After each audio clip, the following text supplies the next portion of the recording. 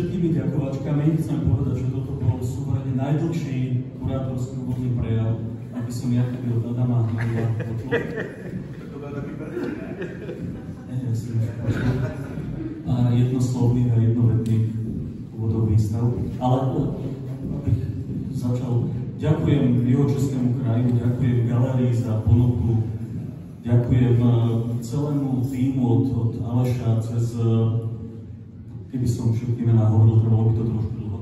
Som im naozaj veľmi vďačný, je hromná radosť spolupracovať po tých 10 ročiach neraz improvizácií a provizórií v rôznych galériách. Je úplne neskutočné pracovať so štábom ľudí, z ktorých každý presne vie, čo má robiť, má okruh svojho pôsobenia jasne zadefinovaný a to, v čom sa pohybujú a orientujú, z toho cítiť absolútnu profesionalitu. Takže ďakujem galérii a ďakujem všetkým, cez riaditeľa, kurátora, zamestnancov, osvetľovačov, produkčnej, proste úplne všetkým je to zrazu taký pre mňa malý raj na zemi.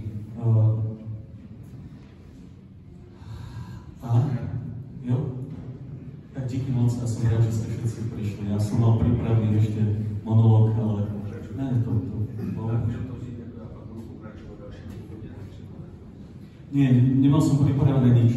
Len poviem jednu vec, že keď ste tu neboli, ja som sa, keď sme došli včera, doinštalovali a prechádzal som tými vecami, tak mi napadali veci typu legitimnosti malby v dnešnom prostredí.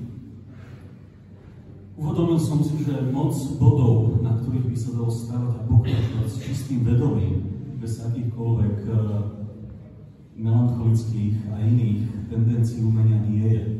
Ale stále je to, už nechcem po tých rokoch hovoriť o rozkoši, o nejakej slasti.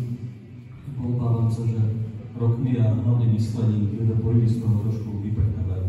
Ale stále je tu nejaká nepomenovateľná veličina, ktorá nutí chytiť štec do ruky a trošku s tým robiť. A len chcem povedať Adamovi, že presne povystihoval veci, ktoré mám v hlave, hoci tiež počas našho dlhoročného priateľstva sme o tom nieraz hovorili, ale bol by som rád, len taká posledná inštrukcia alebo manuál, aby ste sa na tieto obrazy pozerali nie ako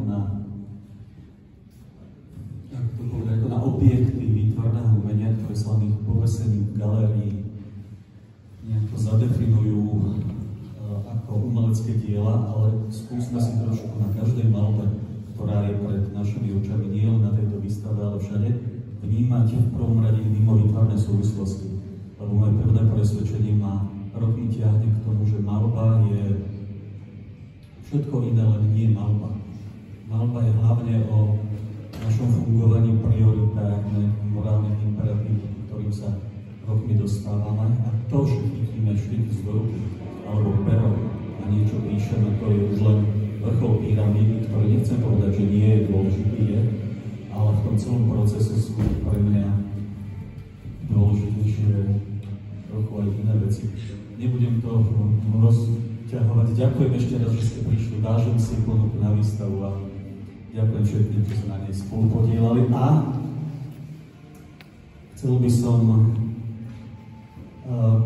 potrebujem to povedať, poďakovať aj mojej manželke, ktorá to so mnou absolútne nemala. Ja si to uvedomujem a je to ešte slabá veta, takže ďakujem a ďakujem aj vám všetkým. Ďakujem.